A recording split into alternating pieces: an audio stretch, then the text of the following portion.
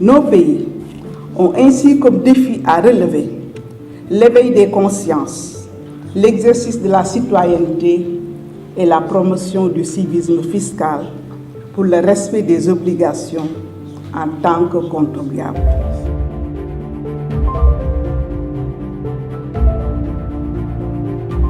Marie-Delphine est née dans un temple de savoir, une école.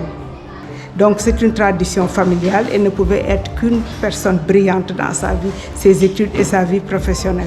Elle était vraiment très douce, très discrète et puis très travailleuse. Elle était toujours parmi les premières dans les langues. Elle avait réussi au premier tour avec mention très bien et surtout avec la meilleure note de philosophie au niveau du centre. Elle avait 19 sur 20 en philosophie.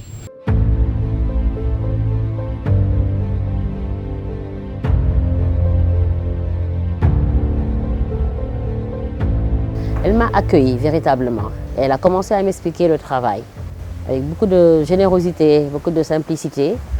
Et du coup, je me suis sentie immédiatement à l'aise. Marie-Delphine, c'était en même temps la discrétion, mais également la compétence.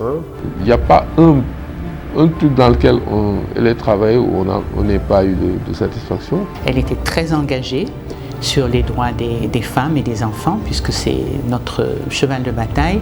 Elle a mis en œuvre le concept de boutique de droit.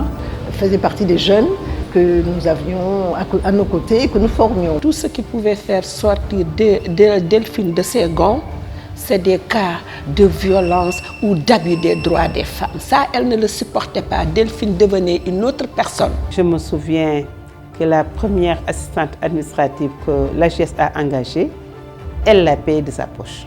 Ça, c'est un engagement qui m'a impressionnée chez elle.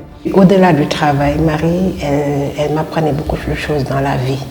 Elle me parlait de ses expériences, elle me parlait de comment gérer un foyer, comment éduquer un enfant, comment être bienveillant envers ses enfants, comment les accompagner. Même comment gérer une domestique, Marie te l'apprenait. Sa compétence dans le domaine de la finance et de la comptabilité avait permis à Marie-Delphine, sur certains dossiers, de procéder à une analyse financière et donc de mettre l'économie et la finance au devant de la question. Marie-Delphine incarnait en sa personne un centre de savoir, d'expertise, de talent et d'amour. Et on ne pouvait pas mieux trouver que la médiathèque pour lui donner le nom. Et elle mérite même de porter le nom même de la ville. Cette dame-là devrait aller au Panthéon, devrait faire l'objet d'une présentation comme modèle à suivre, si on veut permettre à ce pays de se développer comme il faut. Je crois qu'on aurait intérêt à s'inspirer, à donner en exemple son comportement.